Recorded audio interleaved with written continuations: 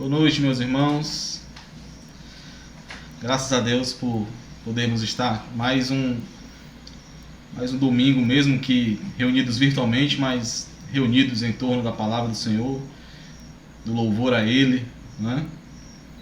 É um grande privilégio realmente que nós temos. Meus irmãos, nós estamos em uma série de pregações na Epístola de Paulo aos Filipenses. E essa série ela está centrada em aprendermos sobre a bem-aventurança do avanço do Evangelho. É o título da série, né? É o tema dessa série. Nós iniciamos essa série no dia 11 de dezembro de 2019, em um culto de oração muito antes dessa pandemia nos atingir.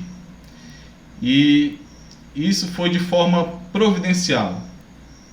De forma providencial nós temos sido edificados a respeito de como o Evangelho não para, meus irmãos. Impérios, perseguições, fome, miséria, pestes muito maiores e mais avassaladoras do que essa que nós nos encontramos nesse momento. Pestes que dizimaram 1/3 da população mundial, já ocorreram antes, mas jamais puderam parar o Evangelho. Paulo ensina aqui aos filipenses exatamente sobre isso. Não importa se ele está preso, não importa se os filipenses estão sendo perseguidos ou se estão sofrendo perdas por serem cristãos, não importa nada disso, o Evangelho ele continua avançando.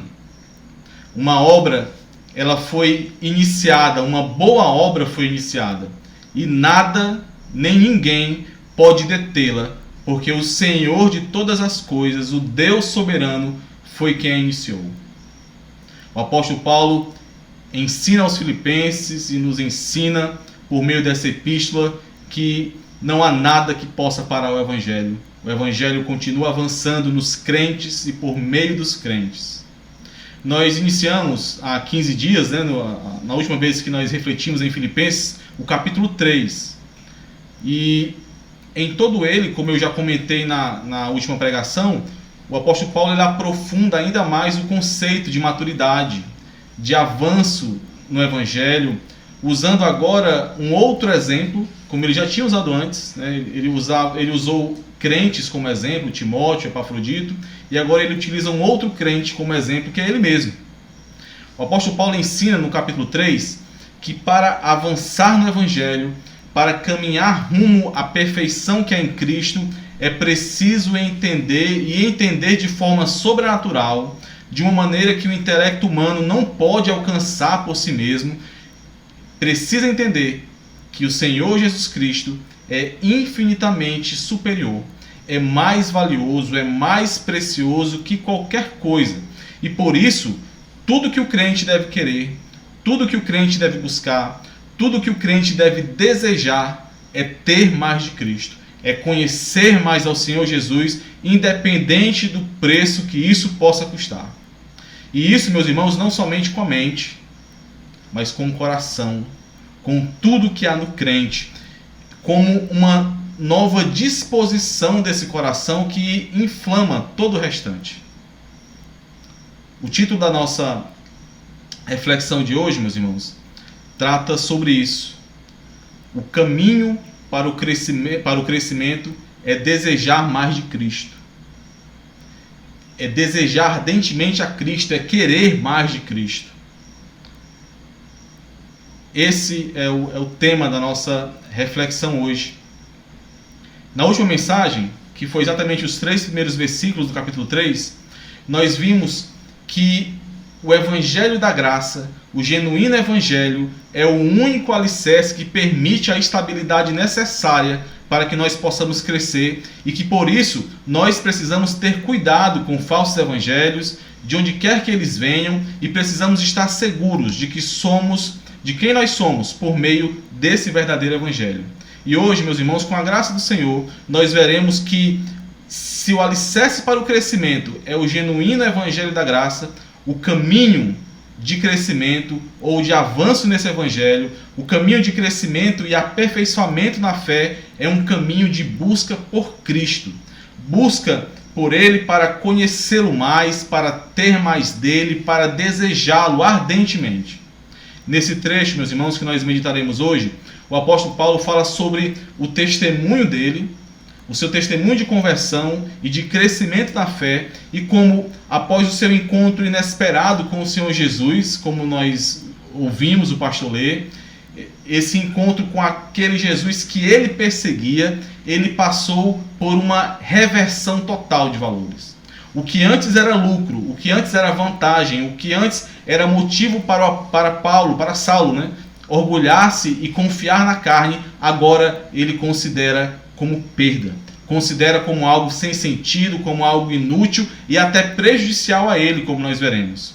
De forma resumida, meus irmãos, nós veremos que aquele que em algum momento da sua caminhada viu a luz de Cristo, como Saulo viu, aquele que conheceu a salvação que está em Cristo Jesus, que teve os olhos abertos para contemplar a glória do Senhor Jesus, a beleza que há nele, este buscará conhecer mais o Senhor, buscará ter mais dele, ganhar a Cristo e ser achado nele, como o início do versículo 9 de Filipenses 3 nos indica, nos diz. E isso, meus irmãos, porque os seus olhos o puderam ver, porque os seus olhos o perceberam e perceberam que não há nada mais precioso que o Senhor, nada. Qualquer que seja a pessoa, qualquer que seja o bem ou a condição, seja o que for, nada se compara à sublimidade, como nós leremos já já, que quer dizer a superioridade, o incomparável valor que há em Cristo Jesus, o nosso Senhor. Avançar no Evangelho, crescer na fé, ser aperfeiçoado em Cristo, tudo isso se resume a ganhar a Cristo, meus irmãos. E como nós veremos, ganhar a Cristo significa conhecer a Ele, conhecer intimamente, experiencialmente, sendo um com Ele.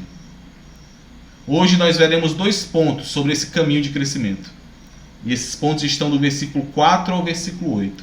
Nós veremos que esse caminho de crescimento ele inicia com a certeza de que nós já conhecemos a Cristo. Por isso o ponto 1 é que nós precisamos estar certos de que nós já conhecemos a Cristo. E também nós veremos que esse caminho de crescimento continua na busca diária por ter mais de Cristo, por conhecê-lo mais. O ponto 2 então é que nós precisamos continuar buscando ter mais dele. Mas antes de nós continuarmos, meus irmãos, vamos, por favor, abrir nossas Bíblias no capítulo 3 de Filipenses.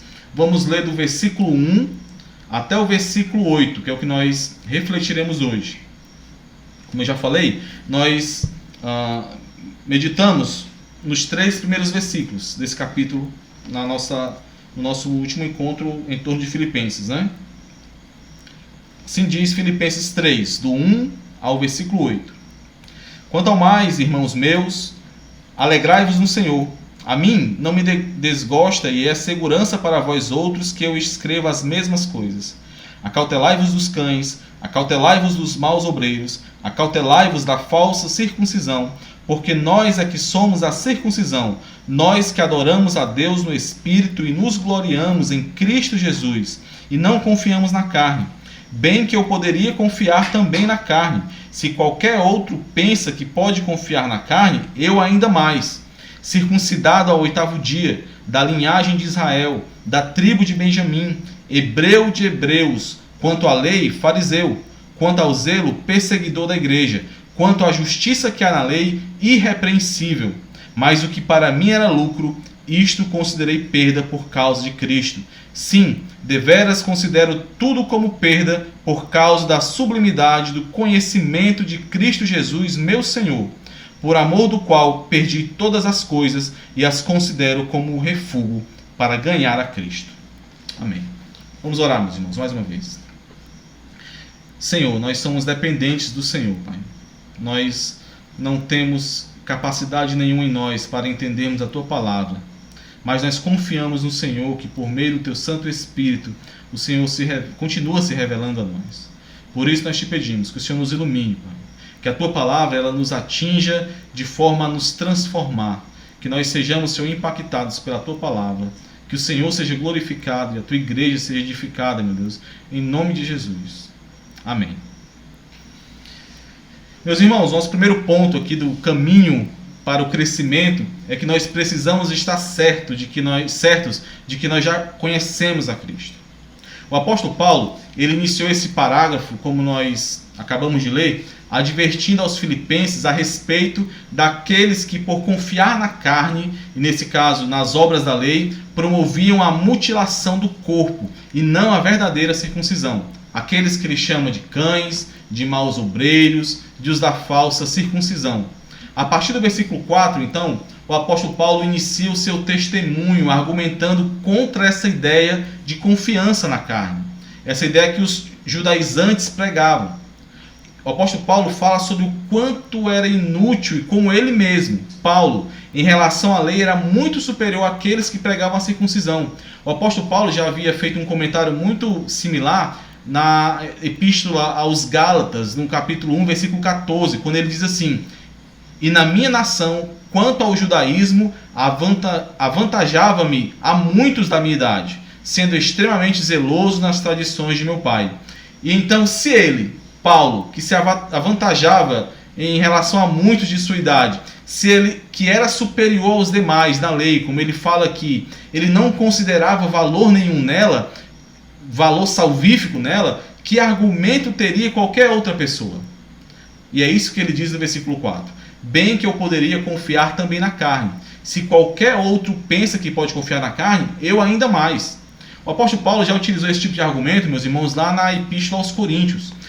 É como se ele, seguindo a lógica daqueles que ele combate, ele destrói o argumento deles com base no próprio argumento deles. Como nós veremos, eu vou ler aqui para os irmãos em 2 Coríntios. 2 Coríntios, capítulo 11, versículos 18 a 22. Escutem, por favor.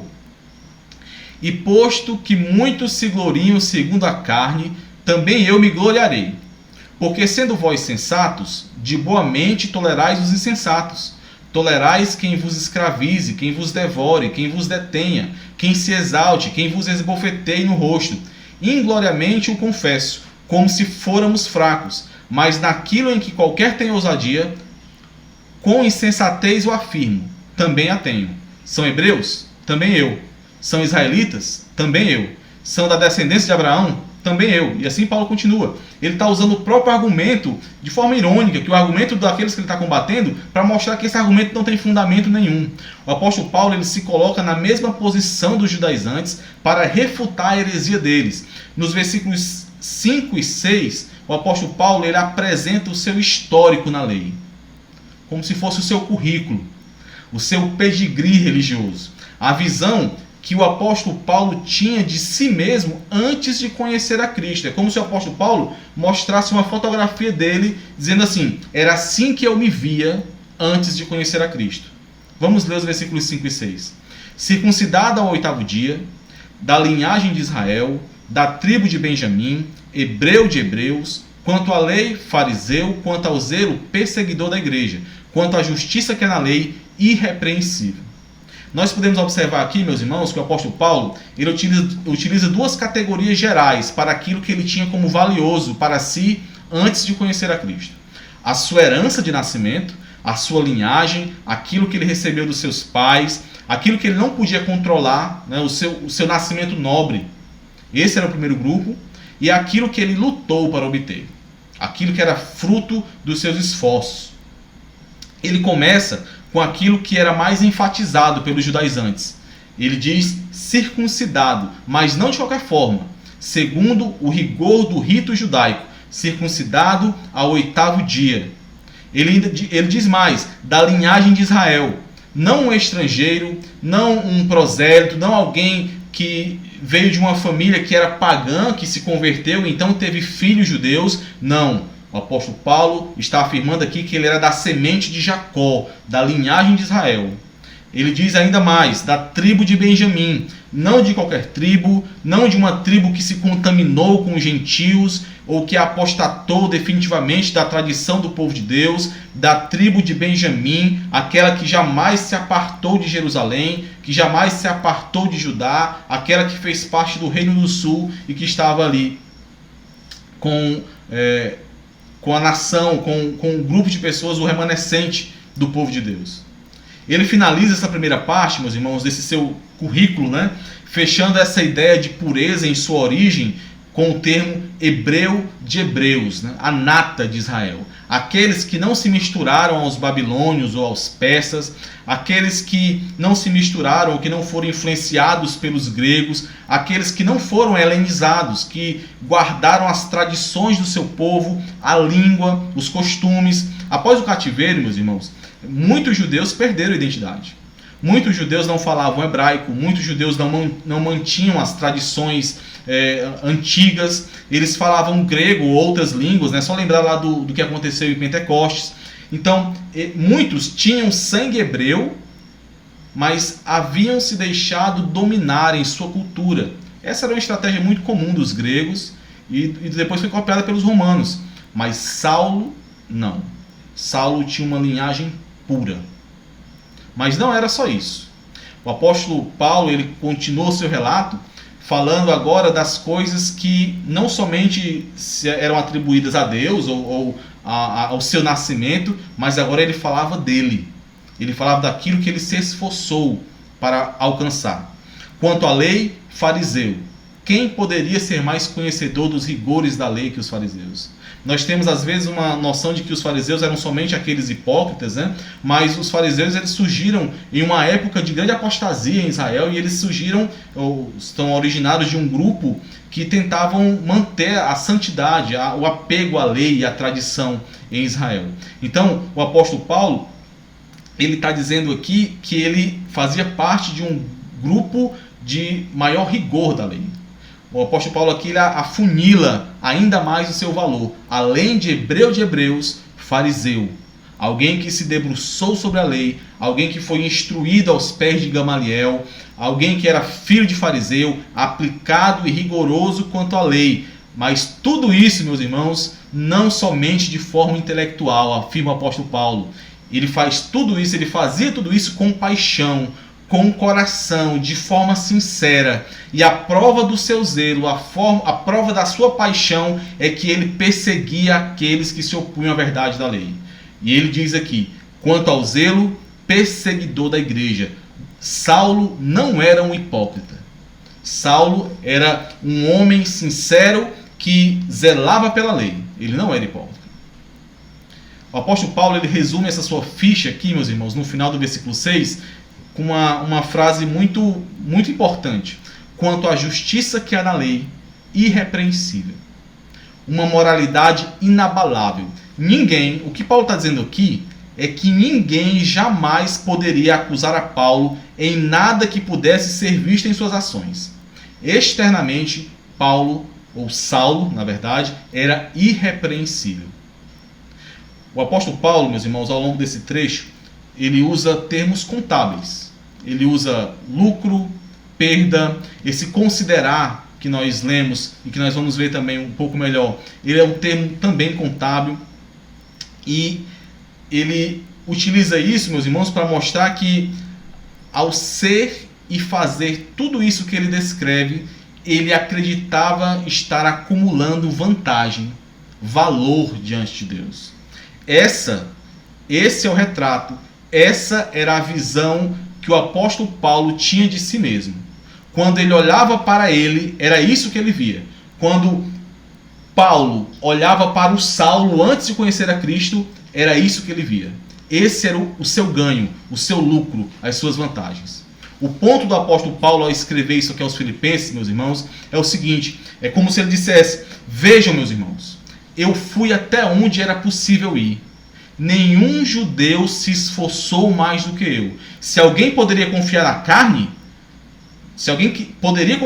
para ser aprovado diante de Deus, esse alguém era eu.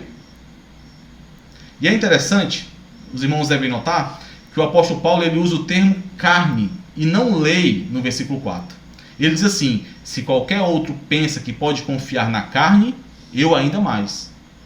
Para ele, confiar na carne, obviamente, estava totalmente relacionado a confiar nas obras da lei, naquele momento. Mas nem todos que ouviriam ou que leriam essas palavras seriam assim. Alguns filipenses provavelmente jamais pensariam em se circuncidar ou abraçar o judaísmo, mas ainda assim, estes que jamais pensariam em se circuncidar não estavam livres de sucumbir a confiar na carne. E é por isso que o apóstolo Paulo utiliza aqui o termo confiar na carne. Confiar na carne é confiar em qualquer coisa que não esteja centrada em Cristo. Por isso esse texto ele não é sem sentido para nós. Ao ler aqui o currículo do apóstolo Paulo, você deve, assim como ele está fazendo aqui, olhar para o momento ligeiramente anterior à sua conversão e observar o que você vê, quem você vê ali antes da sua conversão, onde o você de antes de conhecer a Cristo colocava a sua confiança, do que ele se orgulhava, qual era, meu irmão, a sua lei, qual era a lei que você poderia confiar mais do que em a Cristo. Era aquilo que você recebeu dos seus pais? A religiosidade, os ritos, a cultura, uma cultura que nós observamos que cada vez mais se coloca em oposição direta a Deus e que nos influencia e tenta nos influenciar a pensar de forma totalmente oposta à vontade de Deus, buscando e querendo mais desse mundo e não querendo a Deus? Ou era aquilo que você conquistou? O seu intelecto, o seu perfeccionismo, o seu empenho, a sua força, as suas realizações, o que trazia confiança para você? E principalmente, meus irmãos, o ponto principal dessa reflexão: onde está essa confiança agora? Mas isso de forma sincera, sinceramente, com análise que só você, guiado de forma a ser guiada pela palavra do Senhor, pode refletir, ou somente por meio do Espírito Santo de Deus isso pode ser revelado. Onde está a sua confiança agora? Olhando para as suas ações, olhando para as suas escolhas, para os seus propósitos, não somente para as suas palavras. Porque a pergunta que você deve fazer é: você ainda é o mesmo? Paulo não foi o mesmo. Paulo mudou radicalmente, como nós ouvimos na leitura hoje. Nos versículos 7 e 8, meus irmãos, nós encontramos o Paulo que conheceu a Cristo. Aquele que antes era hebreu de hebreus, aquele que era irrepreensível quanto à lei, o Saulo, o perseguidor da igreja, agora era Paulo, o principal e o maior dos pecadores. Olha que coisa interessante. A imagem que Paulo tinha dele antes de conhecer a Cristo era de que ele era irrepreensível. A imagem que Paulo tem dele depois de Cristo, depois que ele conhece a Cristo, como ele escreve a Timóteo, 1 Timóteo 1,16, é que ele é o principal, é o maior dos pecadores. Não é mais perseguidor, mas agora é perseguido e preso. E é exatamente nesse momento que ele escreve essa epístola que ele está preso. E preso por pregar a Cristo. O que aconteceu com Saulo? O que aconteceu com o Saulo que perseguia a igreja? Nós ouvimos esse relato hoje. O livro de Atos ele traz três relatos dessa conversão de Paulo. Cristo, meus irmãos, a luz do mundo brilhou para Saulo, e então agora Paulo pôde ver a glória de Cristo. Mesmo que por espelho, mesmo que não de forma plena, mas ele viu e ouviu a voz do Senhor. E foi então, meus irmãos, que o apóstolo Paulo pôde enxergar a verdade, enxergar quem ele era e o que ele tinha em suas mãos para oferecer a Deus, oferecer a esse Deus que ele buscava. O que ele tinha nas suas mãos era lixo, era refúgio, eram trapos de imundícia, como o termo que ele usa lá no final do versículo 8, né? O refúgio chama muita atenção para o que Isaías fala lá em Isaías 64, versículo 6. Ele diz assim: mas todos nós somos como imundo, e todas as nossas justiças como trapo de imundícia. Todos nós murchamos como a folha, e as nossas iniquidades como um vento que nos arrebata. Paulo pôde ver verdadeiramente quem ele era e o quão necessitado ele era da justiça de Deus, uma justiça que vem pela graça, por meio de Cristo, não por ele mesmo. O apóstolo Paulo pôde enxergar que ele não podia jamais contar com a sua herança étnica, com a sua origem, com o seu nascimento, ou com as obras das suas mãos, mas ele percebeu que ele era um pobre pecador. Alguém que ofendia ao Senhor com cada uma das ações que ele julgava agradar ao Senhor. Um homem miserável, como ele fala em Romanos. Meus irmãos, somente com a luz de Cristo em nossos olhos nós podemos ver a nossa condição real. Nós podemos ver o quanto nós supervalorizamos a nós mesmos, enquanto desprezamos o valor que há em Cristo. E esse é um problema sério nas igrejas e não é de hoje. O Dr. Martin Lloyd Jones, ele dizia que o maior problema dos crentes do Reino Unido é que eles se achavam grandes demais. E a consequência disso é que para esses que se acham grandes demais, o seu Deus é sempre pequeno. Aquele sobre quem resplandeceu a luz da glória de Cristo jamais conseguirá olhar para si da mesma forma. Jamais conseguirá olhar para esse mundo com os mesmos olhos. Jamais conseguirá achar um valor maior em si, ou nesse mundo, na sua carne, ou nas suas obras, do que em Cristo. Nós precisamos considerar isso, meu irmão. Considere isso. Onde está o seu tesouro? Onde está o seu coração? Você precisa considerar isso, porque pode ser que você pense que está tão perto, mas tão perto de Cristo, e de fato você está perto, mas não está nele. Pode ser que o seu coração ainda continue nesse mundo, desejando esse mundo, querendo mais dele. Os irmãos lembram do jovem rico que procurava o Senhor Jesus e o encontrou? Assim como o apóstolo Paulo, ele era irrepreensível quanto à justiça que é na lei. Ele observava a lei desde a sua mocidade, mas ele não conhecia o seu próprio coração. Ele não sabia que ele era um escravo dos seus bens. Ele buscou o Senhor Jesus. O Senhor Jesus estava diante dele, mas ele não enxergou a glória do Senhor Jesus. E quando o Senhor Jesus disse a ele: uma coisa te falta. Uma coisa te falta. Vai, vende tudo o que você tem, dá aos pobres. Não é para trazer para mim. Vende tudo que tem e dá aos pobres. E depois vem e me segue. E nós sabemos que ele foi embora triste. Ele foi embora triste porque ele era muito rico, ele tinha muitos bens. Porque ao olhar para aquilo que ele tinha, ele viu muito a ser perdido. Porque ele estava diante de Jesus, meus irmãos. Mas ele não viu a glória de Jesus. Ele não viu o grande valor que era infinitamente maior do que ele tinha e que estava ali diante dele.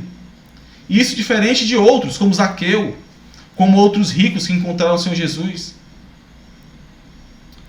A pergunta, meus irmãos, que nós devemos fazer é: existe algo que você valoriza mais do que a Jesus?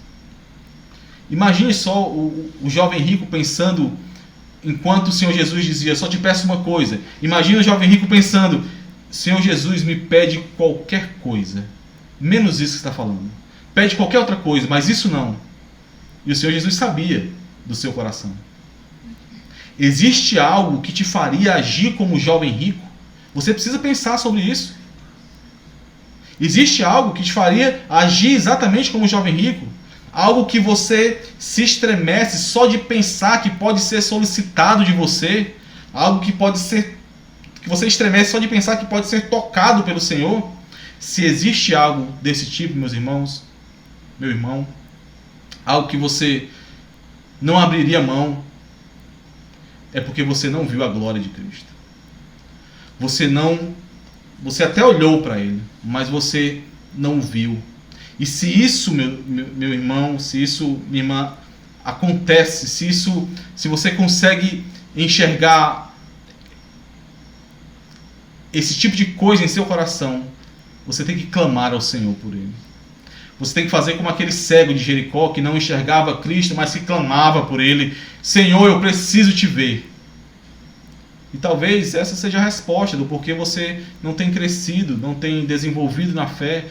É porque você tem lutado desferindo golpes no ar, sem contemplar a glória de Cristo, sem se render totalmente diante dele. Meus irmãos, isso é uma disposição de mente, como nós vimos. É uma disposição que vai gerar todos os outros frutos, mas é uma disposição, não é uma perfeição ainda.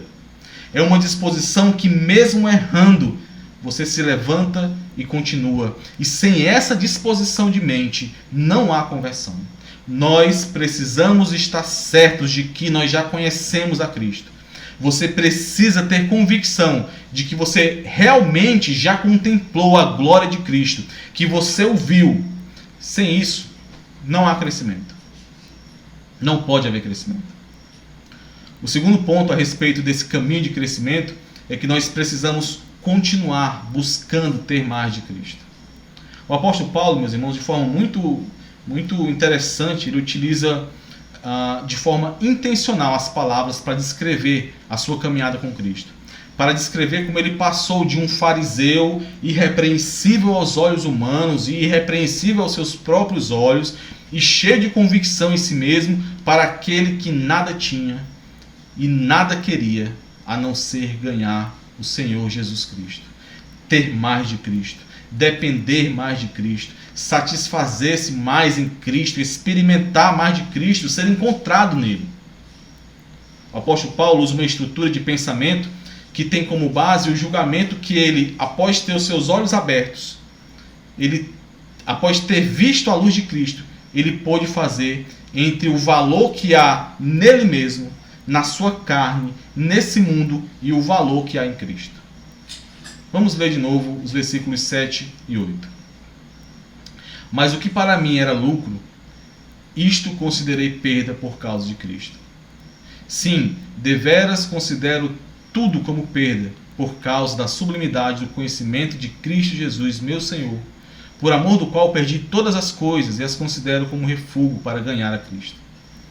Observe, meus irmãos, que o apóstolo Paulo, primeiro ele diz que o que para mim era lucro, algumas versões dizem aquelas coisas que para mim eram lucro, e o ponto aqui é citar todo aquele currículo que o apóstolo Paulo apresentou antes, aquelas coisas que antes eram lucro para ele e que ele considerou como perda. O considerar aqui é aquela ideia de reflexão, de julgamento, de à luz da verdade que ele recebeu, ele ser capaz de medir o que é mais valioso. Os irmãos lembram daquelas parábolas? Eu até já comento muito sobre uma delas, né? As parábolas que comparam o reino de Deus a um tesouro escondido ou a uma pérola de grande valor, lá em Mateus capítulo 13, dos versículos 44 a 46. Na primeira dessas parábolas, um homem encontrou um tesouro oculto em um campo e ele, a área, né, diz transbordante de alegria, ou seja, sem medo, sem dúvidas, ele vai e vende tudo que tem e compra aquele campo. Na segunda parábola, um homem que negocia, está acostumado a fazer negócios e que procura boas pérolas, ele achando uma de grande valor, ele vai e vende tudo que possui e compra essa pérola de grande valor. Esse é o considerar aqui, meus irmãos. É alguém que consegue discernir o valor. Alguém que sabe o quanto vale a pena. E por isso, investe tudo naquilo que ele sabe que vale a pena. E Paulo, inicialmente, diz que considerou, usando o passado. Ele considerou, e muito provavelmente apontando para a sua conversão e a sua justiça, que ele julgava ser vantagem, que ele considerava lucro diante de Deus, ele pôde perceber, ele considerou que nada valia, que tudo era falso. O verdadeiro valor estava em Cristo, e por isso ele lançou fora o que ele considerava lucro, e tudo isso por causa de Cristo. Ele considerou e não teve mais como ser igual a quem ele era antes. Ele não conseguiria mais ser como ele era antes. Esse tipo de reflexão, como eu já comentei com os irmãos agora há pouco, de certeza que recebeu a luz de Cristo, para poder considerar, para poder julgar, ela é essencial para que o fundamento da nossa fé seja sólido, meus irmãos. Para que a partir daí nós possamos crescer, sem uma consciência de que houve uma total reversão daquilo em que nós confiávamos e daquilo que o nosso coração buscava, aquilo que para nós era vantagem. Se não pode ser vista uma reversão no valor disso, de lucro para perda, e isso por causa de Cristo, independente do que consequentemente seja tirado de nós. Sem essa mudança de coração e de mente, não há arrependimento, não há conversão. Nós somos apenas os mesmos, talvez com hábitos diferentes, ou com um linguajar diferente, ou com roupas diferentes, mas os mesmos. Eu repito, você precisa ter convicção de que um dia a luz de Cristo iluminou seus olhos, que um dia a luz de Cristo iluminou a sua mente, o seu coração, e essa convicção, ela só pode ser obtida se você, ao olhar para você mesmo antes de conhecer a Cristo, for incapaz de reconhecer aquele coração.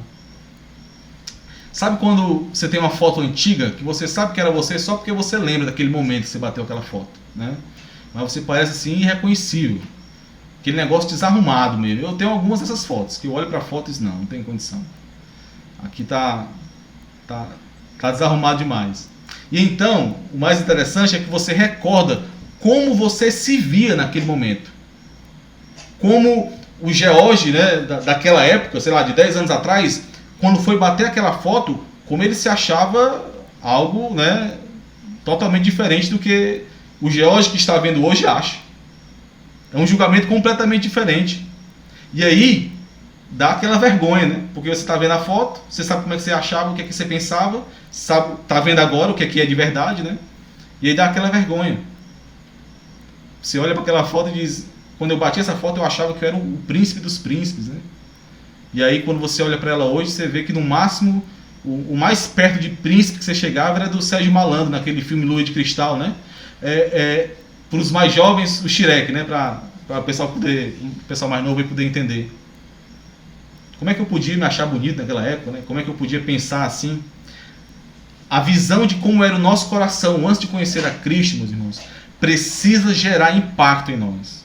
Se você não é capaz de visualizar isso, se você não é capaz de visualizar essa guinada nas suas prioridades, nos seus anseios para o futuro, naquilo que tira o seu sono, nos seus planos, no que você pensa para a sua carreira, para a sua família, se você não consegue verificar onde estava o seu coração e onde ele está agora, se não há diferença, se não há espanto, se não há vergonha, você precisa refletir se você realmente viu a Cristo.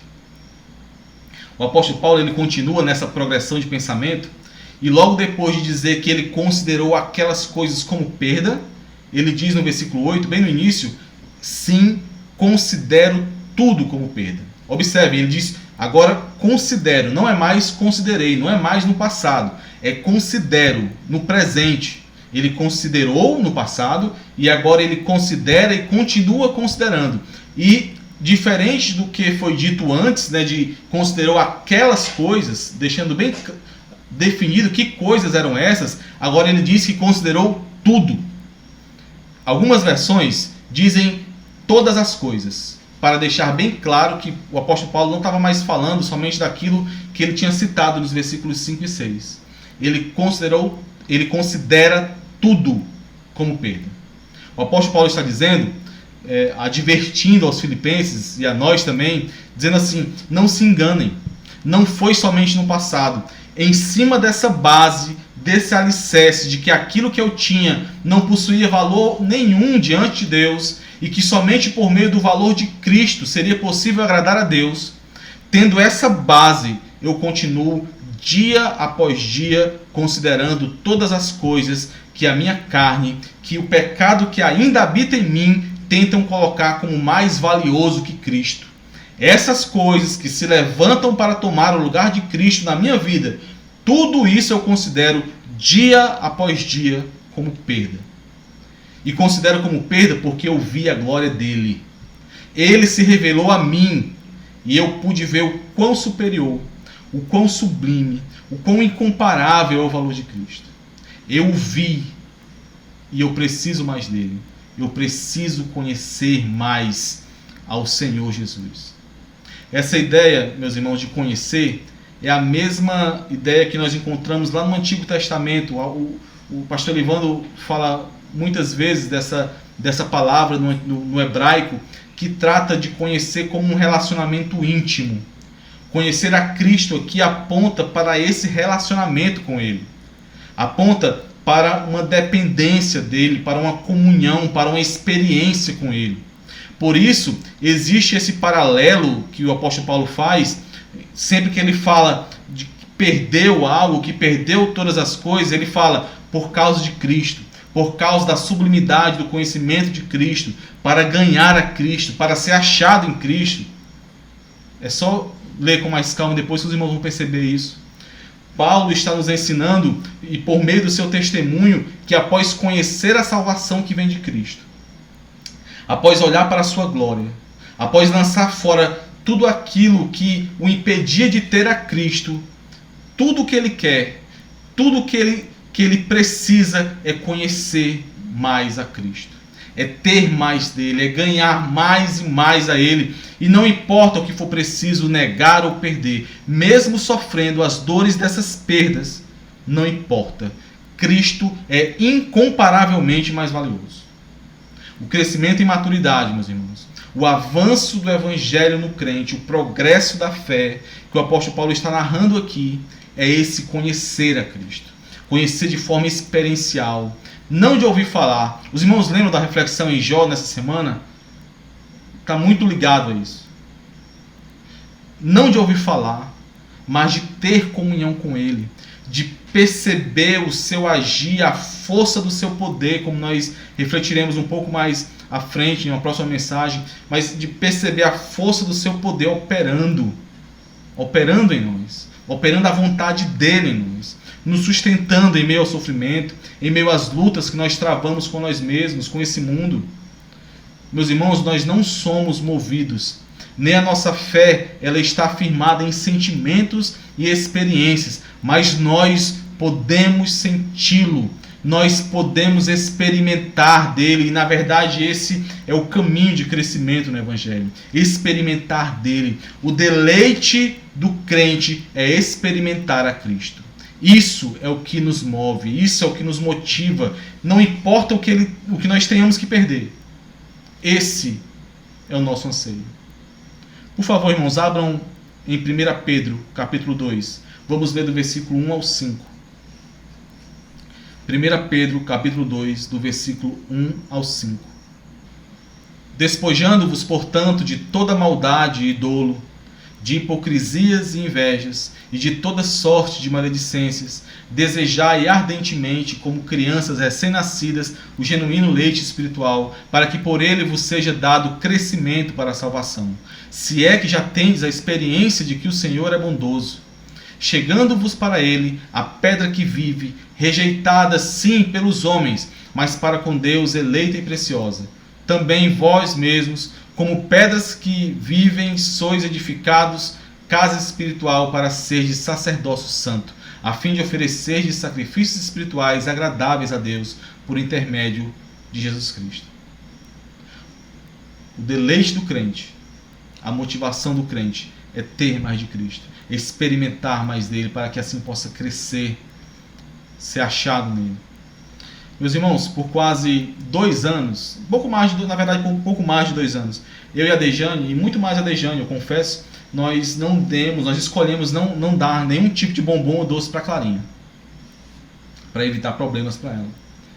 E só que teve um dia que uma professora desavisada, ela deu bombom para Clarinha.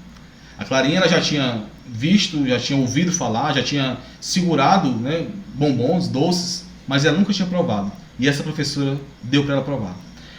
A Clarinha não conseguiu se conter. Como eu queria ter visto o rosto dela quando ela sentiu esse sabor pela primeira vez. Mas ela não conseguiu se conter. Assim que ela encontrou com a mãe dela, ela nem sabia falar direito. Mas ela disse: mamãe, bombom, boca, tia deu. Nunca mais a Clarinha foi a mesma. Nunca mais a Clarinha deixou de arrumar alguma forma de voltar a provar doce, a provar bombom.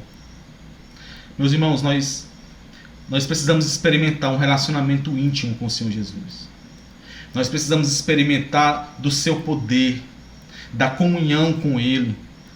Nós vamos refletir, se o Senhor permitir, nos versículos 9 e 11, vamos ver o que significa esse ganhar a Cristo. Experimentar o poder de Cristo em nós. experimentar comunhão com os seus sofrimentos, sendo moldado e conformado a Ele na sua morte. Nós precisamos experimentar mais de Cristo. E para isso, você precisa considerar continuamente tudo aquilo que te impede de se aproximar dele, de experimentá-lo. Essas coisas devem ser consideradas como sem valor, por mais que as pessoas desse mundo digam que são valiosas. Mas se elas te impedem de desfrutar do Senhor da glória, isso é refúgio, é lixo, é inútil, é desprezível. Esse é o caminho da santificação, meus irmãos. Nós vamos falar mais sobre isso, se o Senhor permitir. Mas a caminhada cristã se resume a isso. Conhecer cada vez mais intimamente a Cristo, sendo moldado a Ele, sentindo o poder dEle agindo, te sustentando, te alegrando mesmo no sofrimento. Meus irmãos, só crente passa por isso. Só crente tem essa experiência de sentir o poder de Deus agir em sua vida por meio da sua palavra, por meio da igreja, por meio dos santos, sustentando-o, mesmo em meio a grandes sofrimentos. Sofrimentos que esse mundo jamais passaria e suportaria. O apóstolo Paulo, ele nos ensina algo muito precioso aqui. O apóstolo Paulo nos ensina que você deve buscar continuamente ao Senhor, pela sua palavra, em oração, nos cultos domésticos, mas nós não podemos nos esquecer do ajuntamento dos santos. O apóstolo Paulo, nesse trecho principalmente, ele deixa bem claro que a sua vida consistiu em conhecer a Cristo. Depois que ele teve aquele encontro com o Senhor, a sua vida consistiu em conhecer mais a Cristo, ter mais dele, em ganhá-lo. Mas o apóstolo Paulo, ele não foi para uma caverna viver como um eremita, meus irmãos. Ele não foi viver isolado, rodeado de pergaminhos e gafanhotos. O apóstolo Paulo, ele vivia, ele lutava e ele ganhava mais de Cristo na igreja, no meio do corpo, servindo a Cristo por meio do serviço aos irmãos, tendo, meus irmãos, a mesma mente de Cristo, que ele comenta lá no capítulo 2, versículos do 5 ao 8, de considerar a necessidade dos outros maior do que a sua, servindo e morrendo pela igreja, se for necessário, pela noiva do Senhor. Você quer ganhar mais de Cristo, meus irmãos? Você quer ter mais dele? Sirva a noiva de Cristo, por amor a Cristo. Servir a Cristo é servir a sua noiva, aos seus irmãos. Se Cristo é mais precioso e mais valioso para você, tenha a noiva dele por preciosa. Não ache que você pode dizer que você ama o Senhor Jesus, que o Senhor Jesus para você é mais valioso que qualquer coisa, sendo que você trata a noiva dele como alguém sem valor, como uma qualquer. Você não pode. Para avançar no Evangelho, para crescer em maturidade, é preciso continuar considerando tudo aquilo que é obra dessa carne, que não agrada a Cristo, como perda. É preciso continuar buscando ter mais de Cristo. E o apóstolo Paulo fecha esse pensamento, essa progressão de pensamento, essa ideia de considerar, de julgar, de pesar a luz de Cristo, reafirmando que ele perdeu todas as coisas e as considera como refúgio. Versículo 8, a parte final. Por amor do qual eu perdi todas as coisas e as considero como refúgio para ganhar a Cristo. Quando o apóstolo Paulo fala por amor do qual eu perdi todas as coisas, esse perdi, meus irmãos, esse perder aqui traz a ideia de sofrer a perda, de sentir dor enquanto perde. Não é algo fácil, não é algo que é suportado pela força que há em nós, mas é algo que em nada se compara ao valor de Cristo, de ganhar a Cristo. Diante de Cristo, essas coisas são como refúgio, são como lixo, como algo que é desprezível e até repugnante, porque se coloca como um obstáculo entre o crente e Cristo. Elas precisam ser arrancadas, doa o que doer. Precisam ser descartadas, porque são imundas.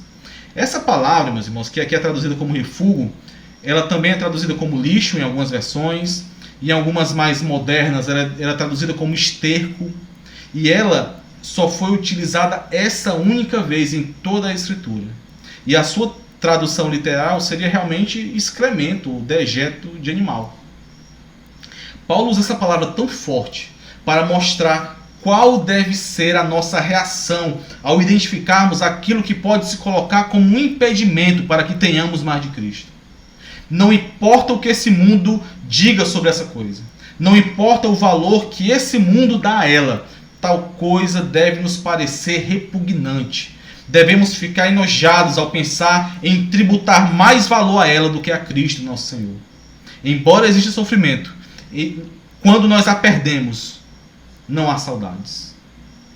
Não há vontade de tê-la de volta. Porque Cristo é muito mais valioso.